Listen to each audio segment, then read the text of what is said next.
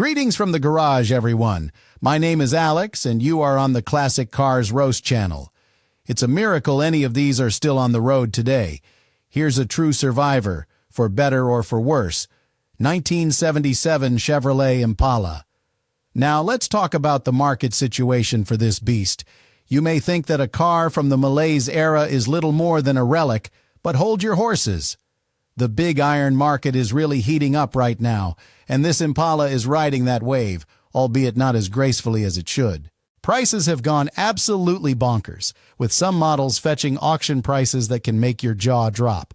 Think $10,000 to $20,000 for well-maintained examples. And don't even get me started on those rare options that can push the price up to 20 grand or more. Pathetic? You bet. But it's all about that brutal charm, that unapologetic character that this car embodies, even if it's a little rough around the edges. First impressions of the 1977 Impala?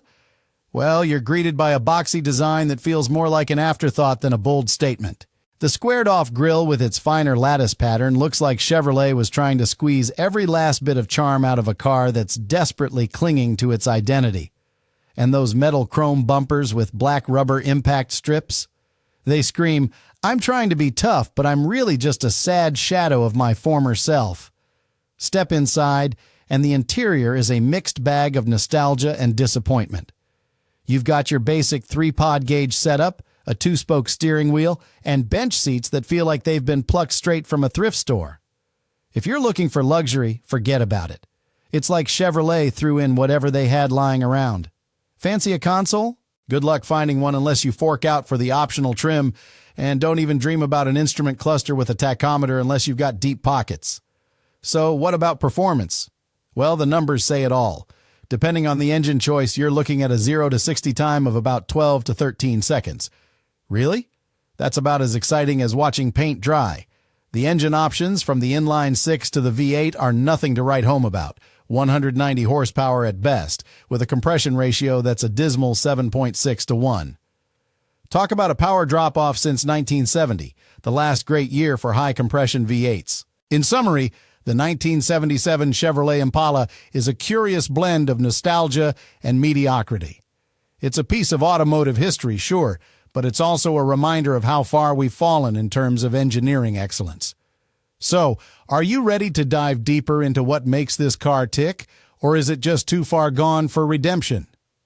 All right, folks, let's dive into the murky waters of the creation story behind the 1977 Chevrolet Impala. This car was born right at the tail end of the Malaise era, a time when American automakers were floundering, trying to figure out how to keep their beasts alive while the oil crisis was squeezing the life out of their high-compression V8s. Remember, 1970 was the last great year for those glorious engines. After that, it was all downhill. What do you think the engineers were thinking when they slapped a 7.6 to 1 compression ratio on the engine? That's not just low, it's pathetic. The high point of horsepower in this car is a meager 190 horsepower from a V8 engine. That's a slap in the face to anyone who remembers the muscle cars of the previous decade. Now let's talk about the design changes. The 1977 model marked the beginning of a boxy design trend that was all about reducing weight and improving fuel efficiency. But let's be real here. They sacrificed style and performance on the altar of mediocrity. This new design was a half-hearted attempt to keep up with changing regulations and consumer demands, but it just screams, "We're trying too hard." The revised squared-off grille with its finer lattice pattern? More like a desperate attempt to hide the fact that this car was losing its identity. And don't even get me started on the interiors. The dashboard layout is as basic as it gets. Horizontal speedometer, 3-pod gauge setup, and a console with limited storage space. Did Chevrolet think we wouldn't notice? The steering wheel options are a joke. A 2-spoke wheel that feels like it belongs in a budget rental car, not a classic American cruiser. The interior choices of cloth or vinyl upholstery? You'd think they were trying to cut corners at every turn. Now, here's where it gets interesting. The Chevrolet Impala was produced in response to the oil crisis and regulatory changes that had car manufacturers scrambling. But instead of embracing innovation and crafting something truly revolutionary, they opted for cheap solutions and half-hearted engineering. The common rust spots in the trunk floor and lower fenders are a testament to that shoddy build quality. You can practically hear the engineers shrugging their shoulders and saying, "Hey, good enough." So, in the grand scheme of things, the 1977 Chevrolet Impala is a vehicle that captures the essence of an era of decline. It's a sad reminder of how far American cars fell from their glory days. Just ask yourself, what happened to the spirit of the open road? All right, folks, it's time to peel back the layers on the exterior of the 1977 Chevrolet Impala, and believe me, there's plenty to unpack here. First off, let's talk about the colors. The available palette includes shades like antique white, firethorn metallic, and midnight blue. Now, these colors might sound appealing, but let's be real. These are basically the same colors your grandmother would choose for her living room. If you want a car that stands out, these tones are about as exciting as a wet sock. Moving on to the body lines, the design is where the Impala really starts to lose its charm. Introduced in 1977, this boxy design was a desperate attempt to reduce weight and improve fuel efficiency. Two concepts that were all the rage during the malaise era. But guess what? It looks like an overcooked loaf of bread. The sharp angles might have been revolutionary back then, but today they scream, "I'm just here to get the groceries." There's no finesse, no artistry. It's all function over form. And now, the grille. Oh, the grille. This model features a revised squared-off grille with a finer lattice pattern, but let's face it, it looks like they slapped a bunch of plastic together and called it a day. The chrome bumpers, adorned with black rubber impact strips, are another sad story. They're just there to meet safety regulations, and they don't do anything to elevate the car's aesthetic. You can almost hear the engineers saying, "Let's make it safe, but let's make it ugly too."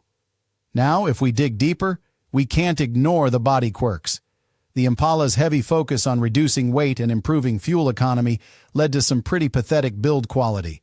Those comically thick door seals are just a band-aid for poor panel gaps. If you've ever had the displeasure of opening an Impala door, you know exactly what I mean. It feels like you're wrestling with a bear that just woke up from hibernation. So, what about the overall impression? It's hard to feel excited about a car that looks like it's constantly trying to hide its flaws. The combination of dull color options, boxy design, and lackluster grille means this car is more likely to get lost in a parking lot than turn any heads. If I'm spending my hard-earned cash, I want something that commands attention, not something that begs to be overlooked. In conclusion, while the exterior of the 1977 Chevrolet Impala might have been a step in the right direction for practicality, it's a monumental fail for character and style. Would I want one of these vehicles parked in my driveway? Absolutely not. Now turn your attention to the interior of the 1977 Chevrolet Impala. What a disaster area this is. You step inside, and the first thing that hits you is that unmistakable smell of aging vinyl and cheap plastics.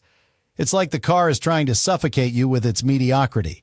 The dashboard layout is a complete afterthought, featuring a horizontal speedometer and a basic 3-pod gauge setup that looks like it was designed by someone who had never seen a car before. I mean, come on. Who thought this was acceptable?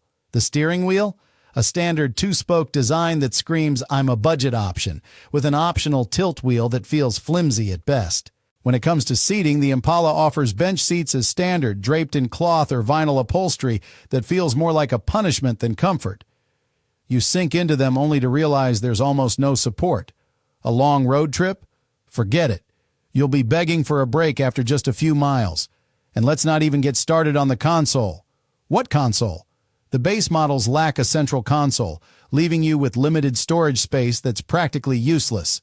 It's like Chevrolet decided that convenience was overrated, and if you're lucky enough to have one with the optional instrument cluster featuring a tachometer, congratulations. You've just added a dash of unnecessary complexity to an otherwise straightforward disaster. Throw in an AM/FM radio with an 8-track player, and you have the illusion of entertainment, but don't expect it to work flawlessly. Electrical issues are a common problem, with faulty wiring in the dash and lighting systems popping up like weeds. As for the common rust spots, they're just waiting to rear their ugly heads in vulnerable areas like the trunk floor, quarter panels, and lower fenders. This car is not just a rolling embarrassment. It's a ticking time bomb of repairs and disappointments. So, what do you think? Would you feel good about sliding into this lackluster interior? For me, the moment I sit down in this sorry excuse for a cabin, I'd be ready to jump back out and keep looking. If comfort and style are what you crave, the 1977 Chevrolet Impala is as far from that as you can get. All right, folks, gather around because we're diving headfirst into the heart of the beast, the engine of the 1977 Chevrolet Impala. Now, before I start tearing into the specifics, let's get one thing straight. The malaise era is alive and well in this ride. Gone are the days of roaring V8s and rumbling horsepower. This is a time when engineers were more concerned about fuel efficiency than raw power, and it shows. So what's under the hood? Well, you've got a choice of engines, but spoiler alert, none of them are going to make your heart race.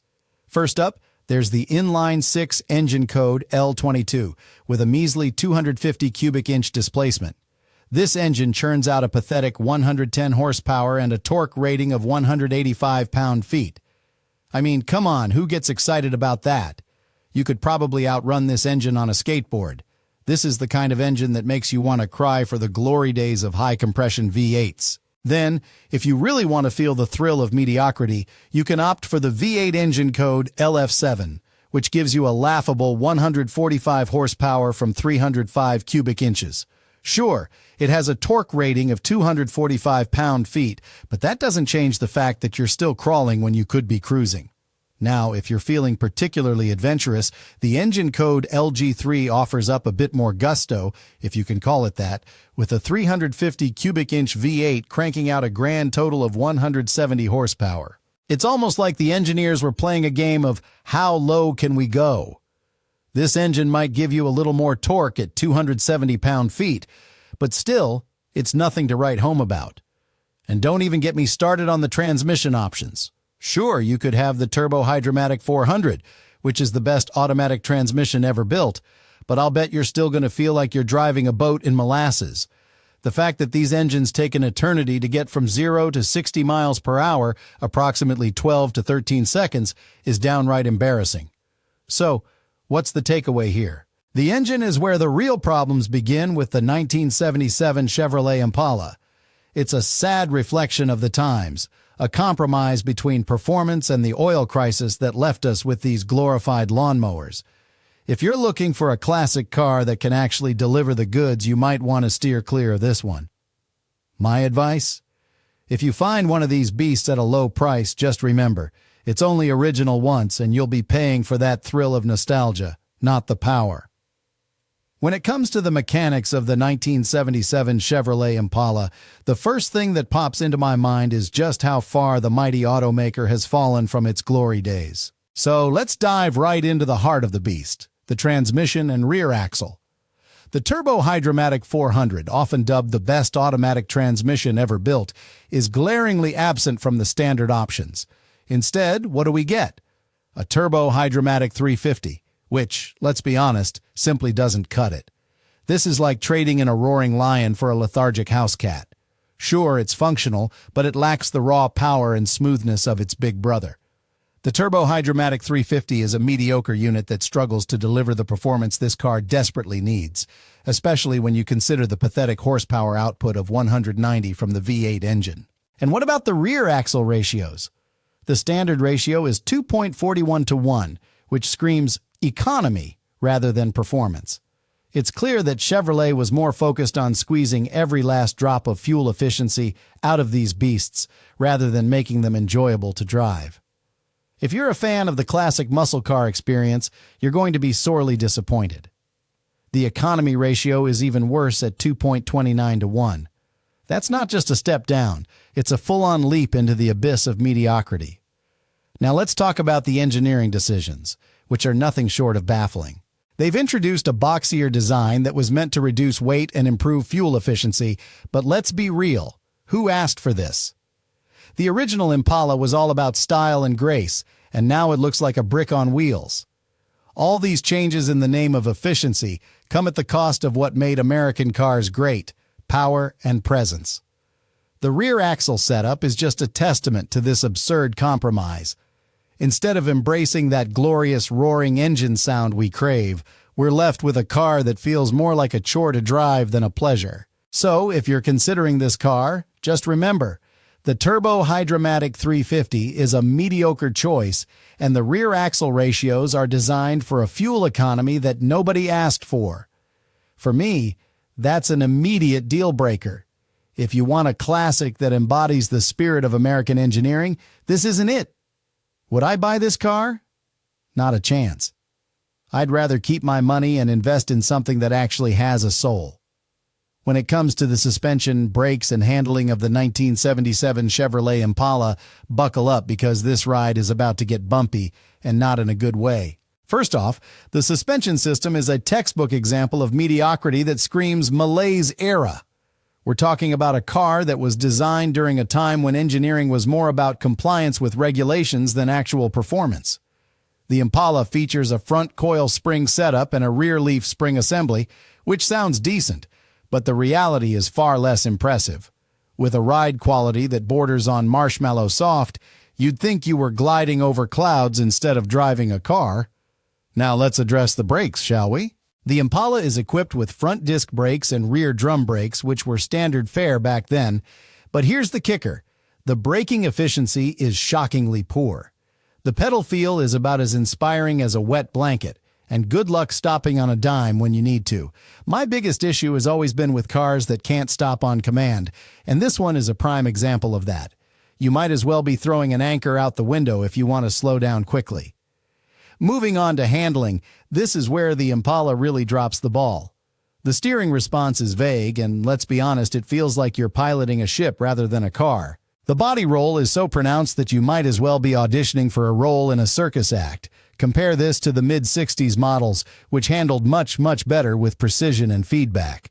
The 1977 model, it's like they took a step back into the dark ages of automotive engineering.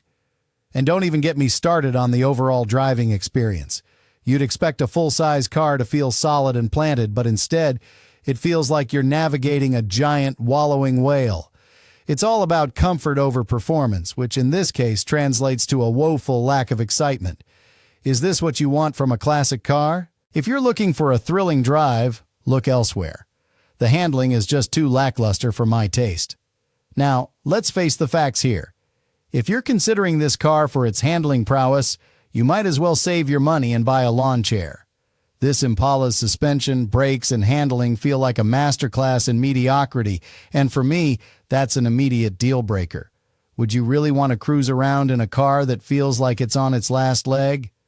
All right, folks, let's dive into the reliability of this so-called classic, the 1977 Chevrolet Impala. First off, if you're thinking about plopping down your hard-earned cash on one of these, you better be prepared to deal with some pretty dreadful rust issues.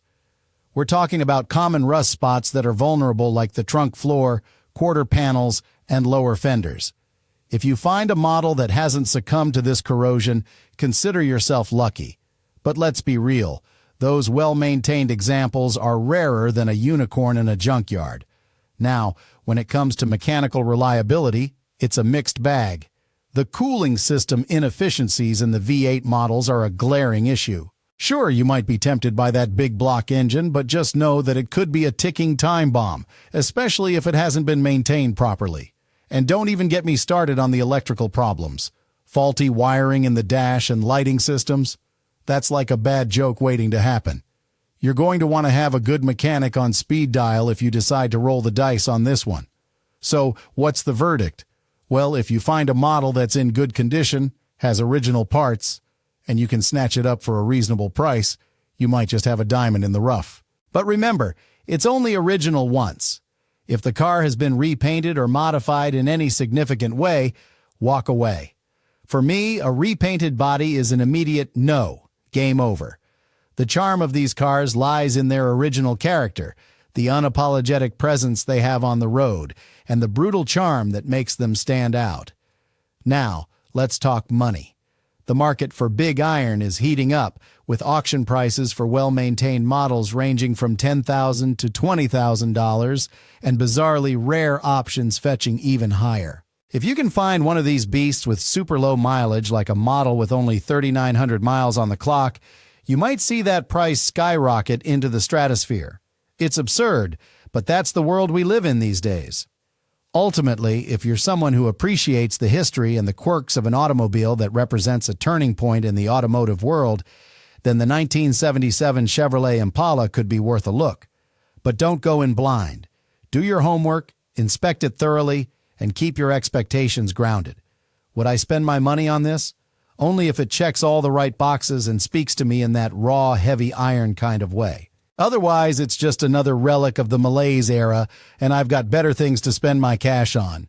So, is it too yellow? You tell me. If you like this video, don't forget to subscribe to my channel and give it a like. Leave your comments and impressions. Your opinion is very important to me. Until next time.